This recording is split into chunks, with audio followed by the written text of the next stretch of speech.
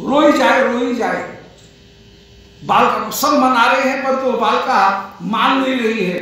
उस समय श्री महाप्रभु आप आए और महाप्रभु ने उस बालिका को अपना, श्री श्रीवास्तव के बड़े भाई हैं नलिन, उन नलिन की पुत्री हैं श्री नारायणी देवी। उन नारायणी देवी के को आपने अपना जो प्रसाद की पत्तल है भोजन के बाद में, वो प्रसादी पत्तल, भोजन पात्र इस बालक को दिया बड़ी कृपा से। और उस बालिका ने जैसे ही श्रीमद् महाप्रभु के महाप्रसाद को पाया है, उस उच्छिष्ट प्रसाद को पाया, वो बालिका प्रेम में परम आनंदित हो गए, रोना बंद हो गया, उसमें अपूर्व प्रेम भाव प्रकट हुआ है। बालिका परम, इसलिए श्री नारायणी देवी को महाप्रभु की उच्छिष्ट पात्रा कहा गया। उनका एक नाम ही हो गया, महाप्रभु की उच्छिष्ट पात्रा होकर के श्री नारायणी देवी विराजमान। उन नारायणी देवी का बाद में विवाह हुआ। जिस समय श्री वृंदावन दास जी गर्भ में ही विराजमान थे नारायणी जी के, उसी समय इनके पिता का अंतर्धान हो गया।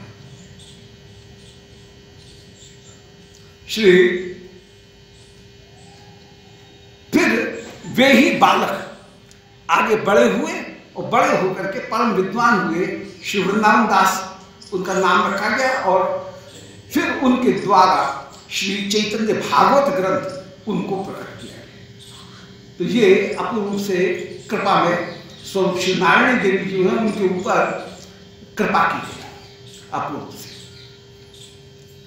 तो यहाँ पर उसी लीला का, क्योंकि इन सारी लीलाओं का वर्णन कहीं किया जा चुका है चैतन्य भागवत में, इसलिए कविराज गोस्वामी उनका केवल सूत्र मात्र निरूपण कर रहे हैं, केवल स्मरण मात्र कर रहे हैं। उनका विशेष विवरण देखना हो तो चैतन्य भागवत में देखो। कहने का मतलब यह है कि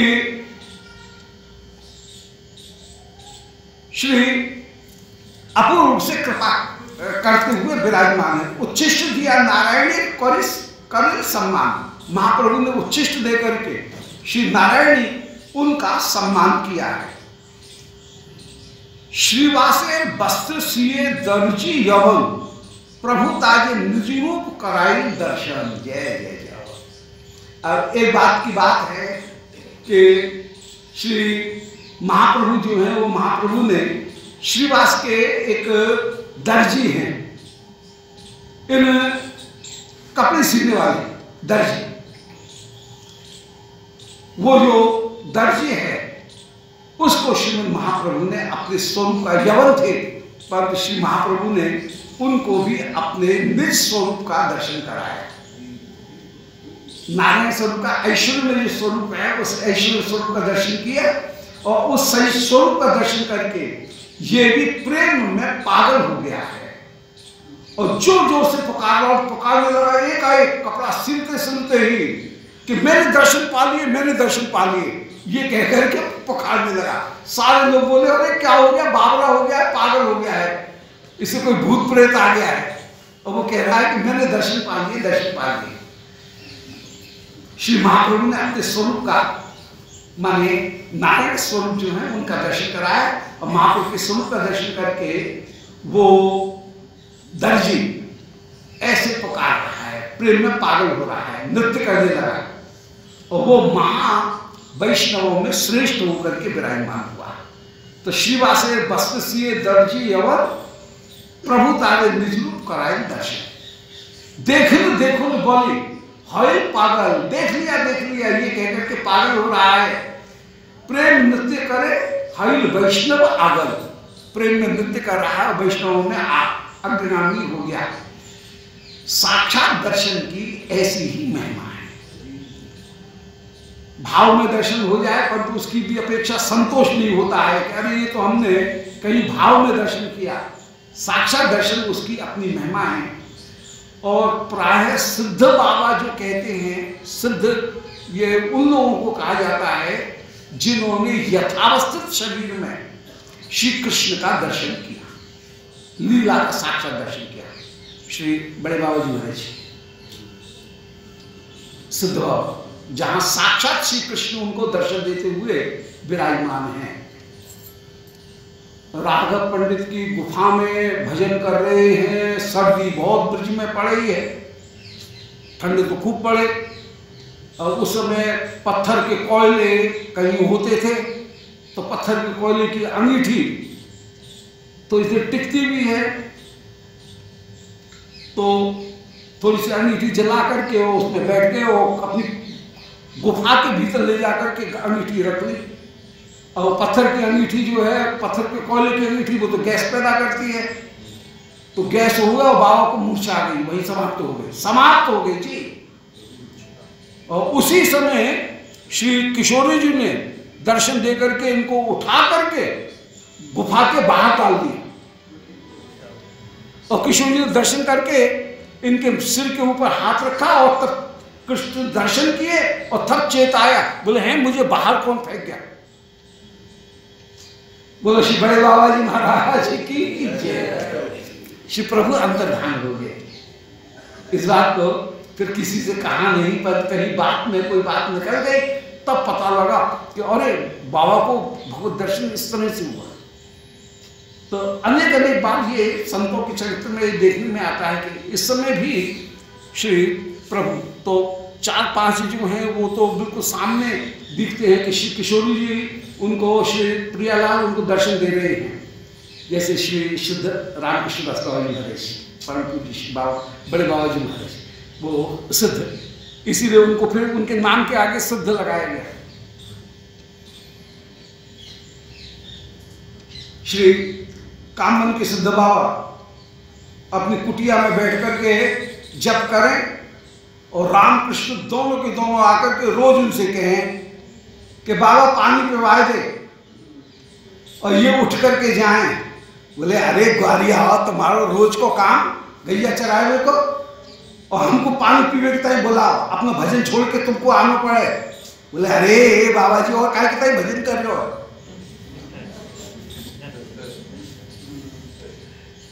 पानी भी ना पिला रहे हो का।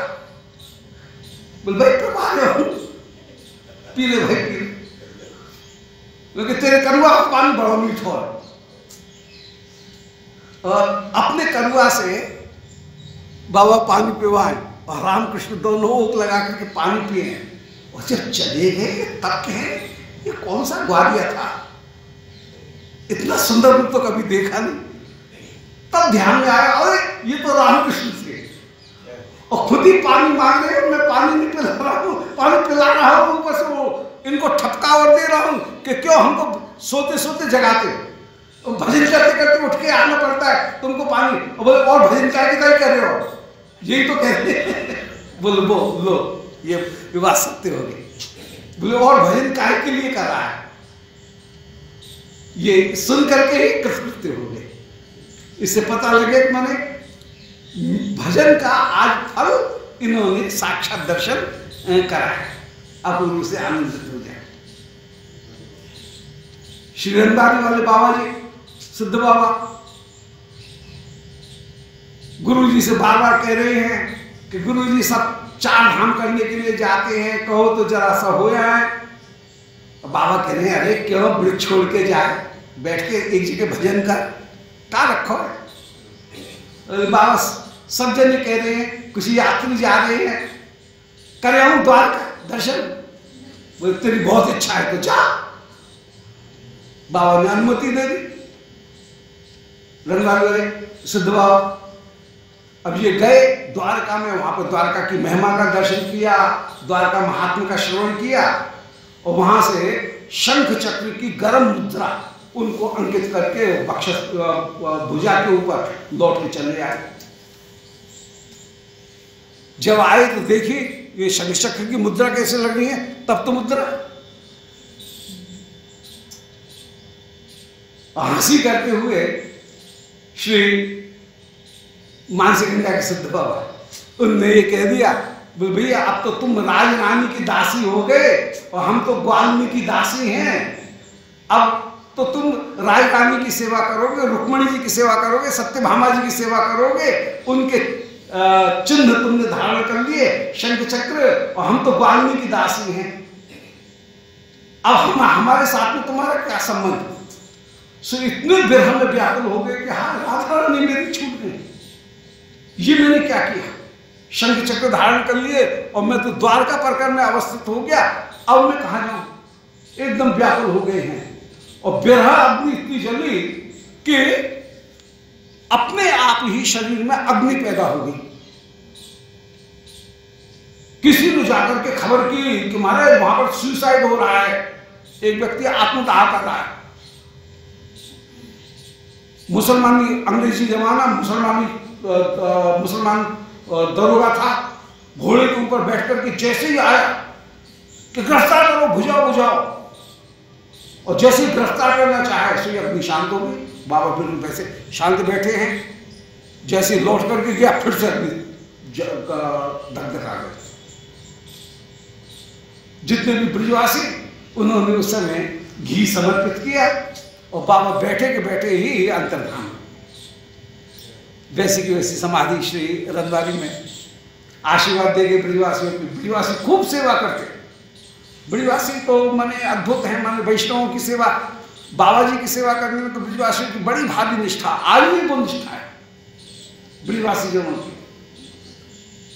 घर में रोटी भी रखी है, पुराने कई बार श्री चंद्रशेखरदास बाबा जी महाराज सुनाते थे कि घर में रोटी रखी है, बालक रो रहा है, बोले नहीं बाबा जी की रोटी है, जो रोटी बनेगी तब भी नहीं जाएगी बाबा जी की रोटी। और एक दिन बाबा नहीं जाए माधुकर करने के लिए तो फिर कहे, बोले अरे बाबा जी कहां मर गए और तेरी रोटी रखी हुई है, रोटी मेरे चौनाहा तो टुकड़ा रखा हुआ, बच्चे को नहीं देंगे बाबा जी के लिए टुकड़ा देंगे। ये ब्रिजवासियों की महिमा, ये अद्भुत भाव विराजमान है। और इसीलिए वे संत कहते, श्री चंद्रशेखरदास बाबा जी उनके मुख से वचन सुने, कहते बोल वृंदावन में आए हैं किसी सेठ सेठानी के भरोसे नहीं आए हैं, यहाँ पे आए हैं इन वृक्षों के भरोसे।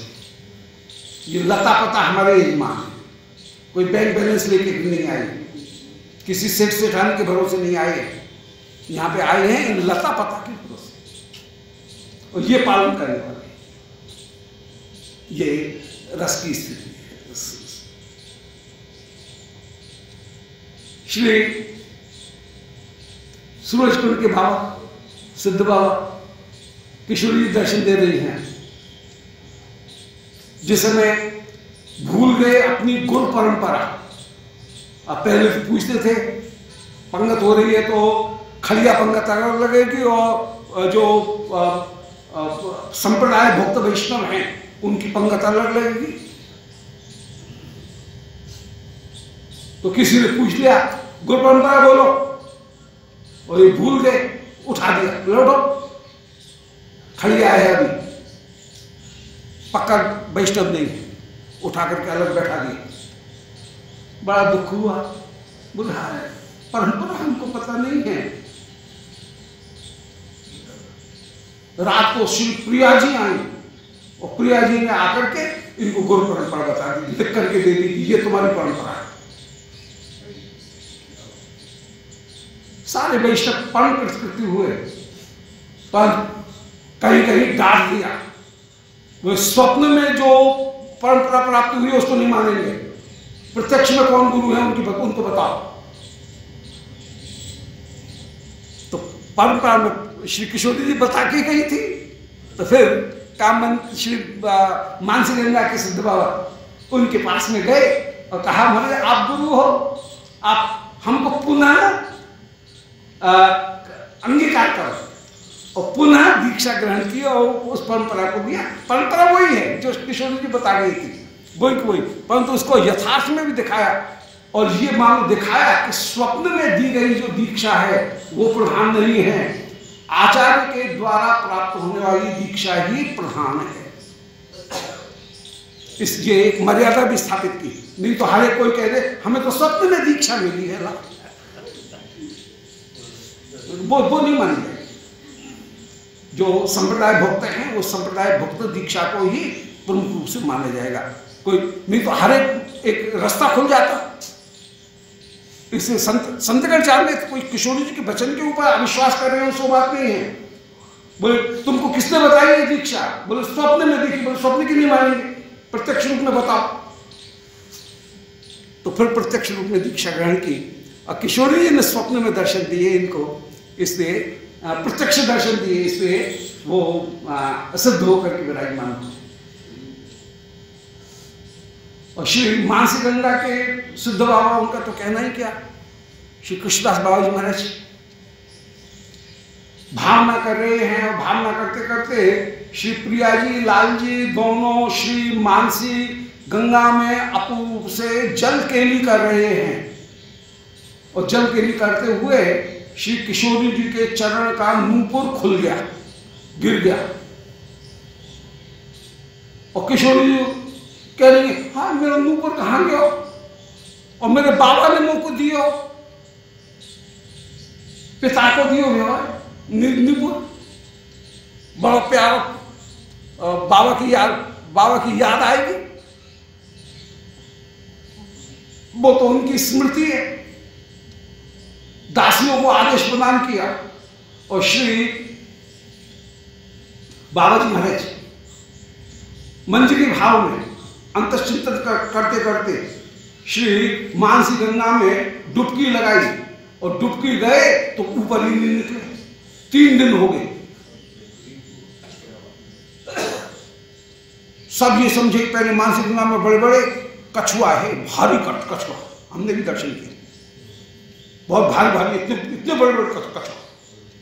बोले कोई भोंट ने दबाए नहीं। बाबा जी गए, अब मैं आया, कभी कछुआ पकड़ करके ले जाए भीतर खाई में तो फिर नहीं मिले। केशी घाट में बहुत कछुआ है, अब तो कछुआ दिखेंगे, तो वहां पर गायब हो गए। और 3 दिन के बाद में नूपुर जब मिला, किशोरी जी को दिया, चरणों में धारण करा करके प्रसाद लेकर के हाथ में, और फिर मानसी गंगा से बाहर पकड़ गए।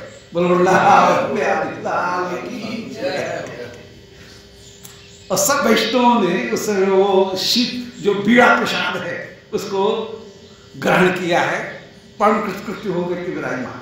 तो ये सिद्ध जो स्वरूप है वो सिद्ध स्वरूप रसकों के अद्भुत होकर के विराजमान, ये साक्षात रूप से जहां पे दर्शन है वो ही प्रमुख दर्शन होकर के विराजमान है। आज इस दर्जी के भाग्य का क्या निरूपण किया जाए? उस दर्जी को श्रीवास के संबंध से दर्जी के ऊपर भी श्रीमन महाप्रभु की कृपा हो गई। ये संबंध कितनी बड़ी चीज है, कोई मामूली चीज नहीं है। अजी तुम कौन हो? हमारे गुरु जी वे हैं। अब ये जो संबंध है कोई मामूली चीज है क्या? यदि ये संबंध दृढ़ हो जाए तो ठाकुर की कृपा अवश्य है। और जितना भी भजन है वो भजन भी इसी बात को सिद्ध करने के लिए है कि हमारा कृष्ण परकर के साथ में जो स्वरूप सिद्धि और भाव सिद्धि है वो हो जाए। यथावस्थित देह से श्री गुरुदेव के साथ में संबंध हुआ है, परंतु भाव सिद्धि हो जानी चाहिए। वो भाव सिद्धि स्थापित करने के लिए ही जितना भजन है वो भजन है। भाव सिद्ध हो जाएगा तो आगे फिर लीला की प्राप्ति हो जाएगी। लीला के परकर बन करके हम भी विराजमान हो जाएंगे। जो लीला हो रही है प्रियालाल की, उसमें हम केवल दूर से विचार करने वाले या स्पेक्टेटर नहीं है, केवल दर्शन करने वाले नहीं हैं, बल्कि उस लीला के पात्र बन करके विराजमान हो जाएंगे।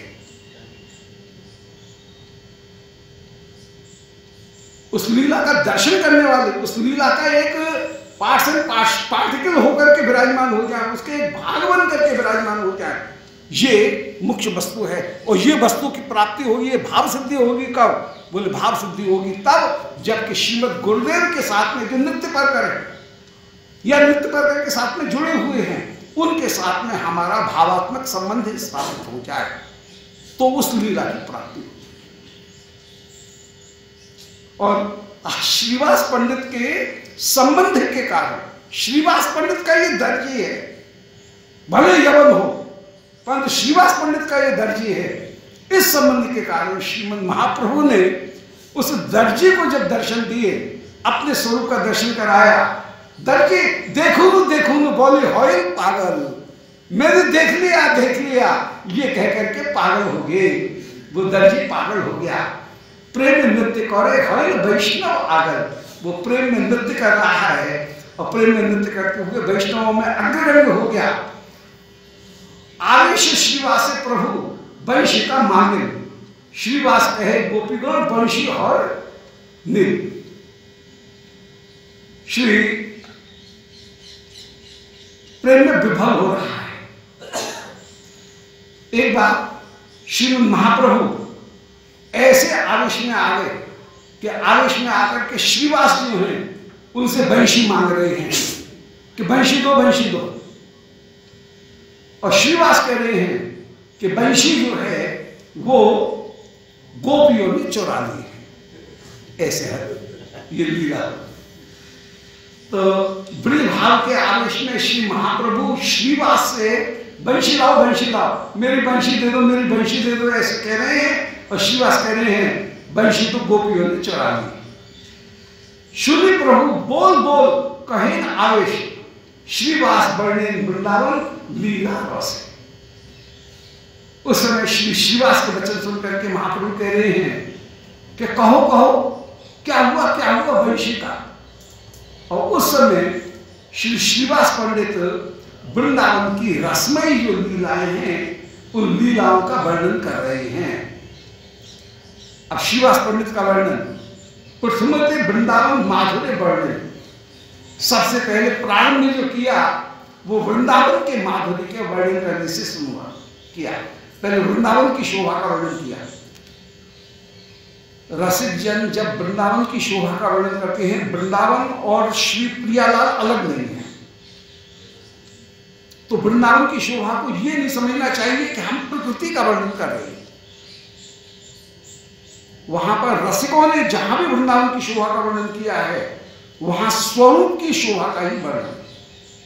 महावाणी जी में श्री गदाधर भट्ट जी की वाणी में, रसिकों की वाणी में जहां वृंदावन की शोभा का वर्णन है, वे वृंदावन की शोभा वर्णन तो की जा रही है वृंदावन की शोभा, और उनका लक्ष्य जो है वो कहाँ है, उसमें लक्ष्य है श्री प्रिया जी की, श्याम सुंदर की, श्री अंग की शोभा का।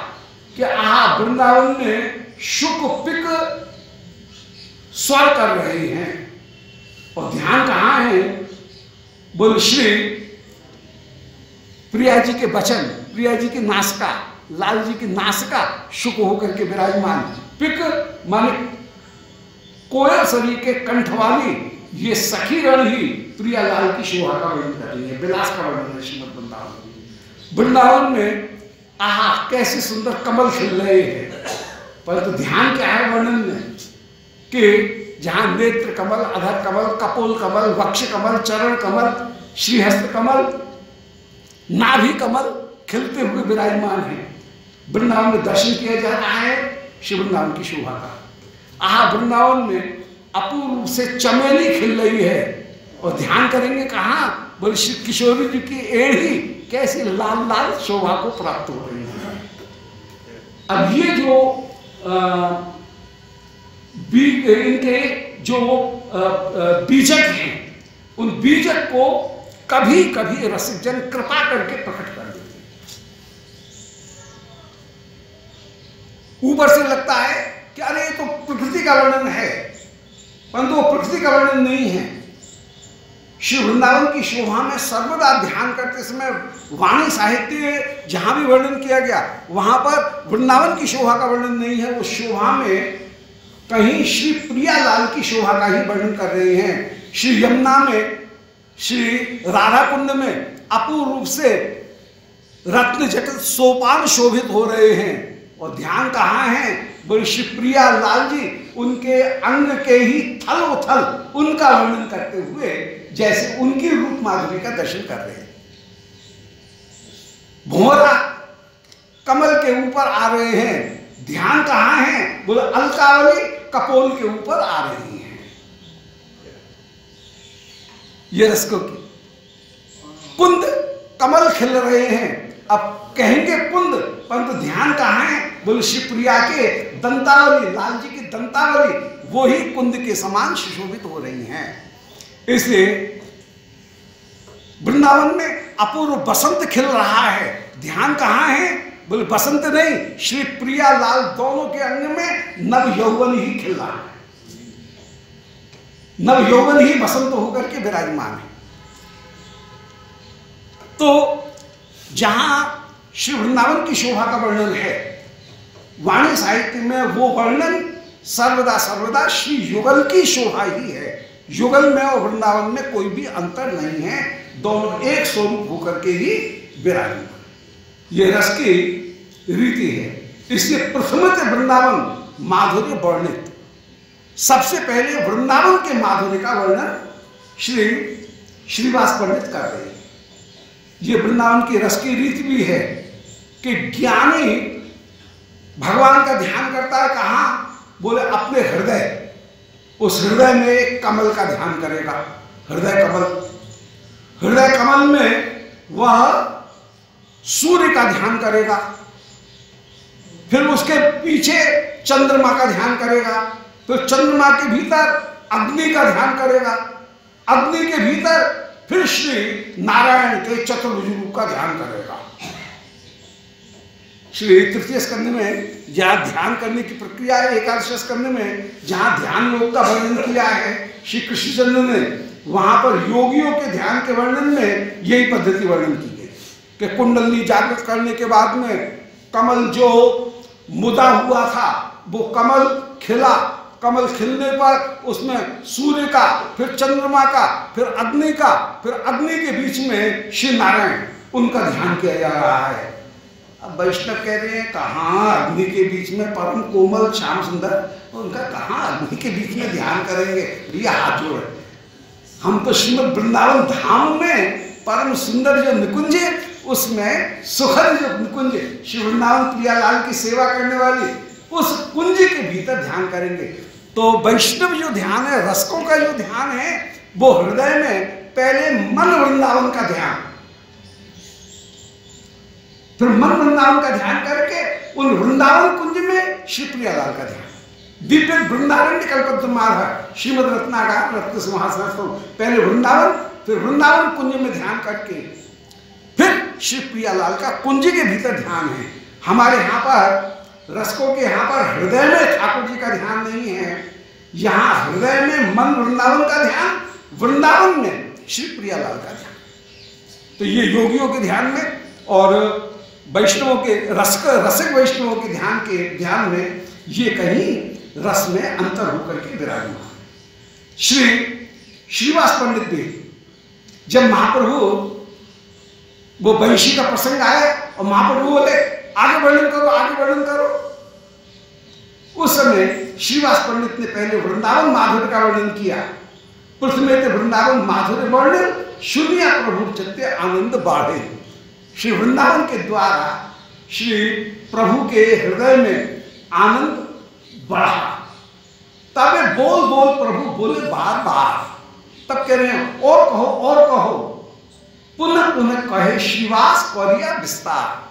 उस समय श्री श्रीवास विस्तार करते हुए श्रीमद वृंदावन की शोभा का, प्रियालाल की शोभा का दर्शन कर रहे हैं। हम लोग जो साधक जन हैं, जिनके मन में कोई स्फूर्ति नहीं है, उनके लिए कर्तव्य यही है कि जिस स्वरूप का हम दर्शन कर रहे हैं उसी स्वरूप का हम अपने हृदय में ध्यान करें। भाई हमने यमुना जी के किनारे पर साक्षात में श्री वृंदावन ने जो यमुना जी का दर्शन किया, उनका दर्शन करें। उसमें जो आधुनिक वस्तु हैं उनका ध्यान करने की जरूरत नहीं। यमुना जी के किनारे कहीं कूड़ा करकट पड़ा है, उसका ध्यान थोड़ी किया जाएगा।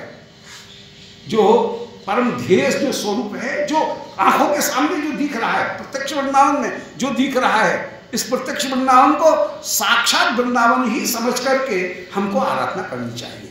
और यहाँ पर भी जो वस्तु रस के अनुकूल है उनका ध्यान करना चाहिए। रूप का ध्यान करने के लिए बैठे हैं, अपने घर में जो स्वरूप विराजमान है उस स्वरूप का ध्यान करें। जो स्वरूप हमारा इष्ट है, श्री गोविंद स्वरूप, श्री राधारमण लाल, जो आचार्यों के सेव्य स्वरूप हैं, उनका जो ध्यान कर रहे हैं उस स्वरूप का आनंद से ध्यान करें।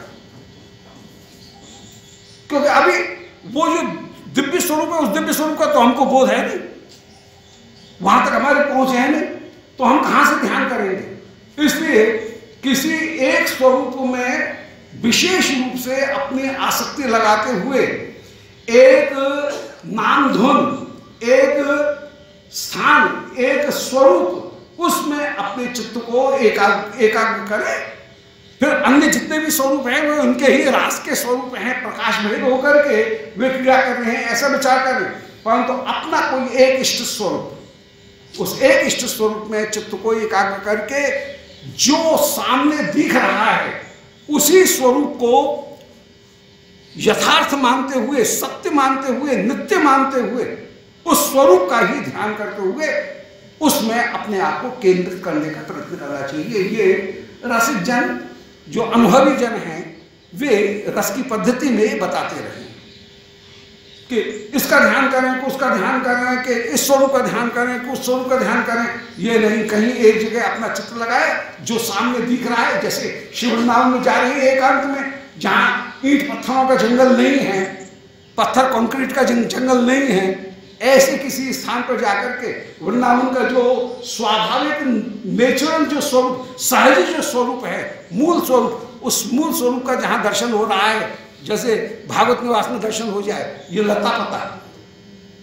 अब इनका ध्यान करते हुए, इनका ध्यान करके यहां कुंज में श्री प्रियालाल जो अपने इष्ट स्वरूप हैं उनका ध्यान करते हुए विराजमान, तो उससे जो वस्तु हमारी पकड़ में है और वो नित्य है, हम कल्पना नहीं कर रहे हैं, वो भी नित्य है, उस नित्य स्वरूप का ही हम ध्यान करते हुए आगे विराजमान है।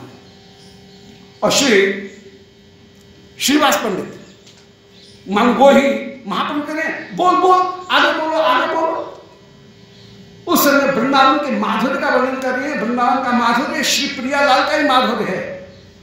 पुण्य पुण्य कहे श्रीवास कौरिया विस्तार, और श्रीवास उसका पुनः पुनः विस्तार करते हुए कहते हैं कृष्ण लीला ही ऐसी मधुर है, एक बात को 10 बार सुन लो, 50 बार सुन लो, जब जब सुनो तब तब नहीं लगे। ये बात, ये खूब मन में देखी जा सकती है। कृष्ण कथा ये बात 50 बार सुन लेनी होगी, पर जब जब भी सुनो तब तब लगे कि जैसे पहली बार सुन रहे। ये रस की रीति है। ये वस्तु ही ऐसी है कि उसमें कभी भी पुराना नहीं होता है। तो श्री श्रीवास उसका विस्तार करके कह रहे हैं, और विस्तार करने में एक एक जगह में कहीं अटक जाए। श्री हरदासी संप्रदाय में गुरुदेव श्री तो गुरुदेव के चरित्र हैं। अब कहीं यमुना जी के किनारे स्नान करने के लिए आए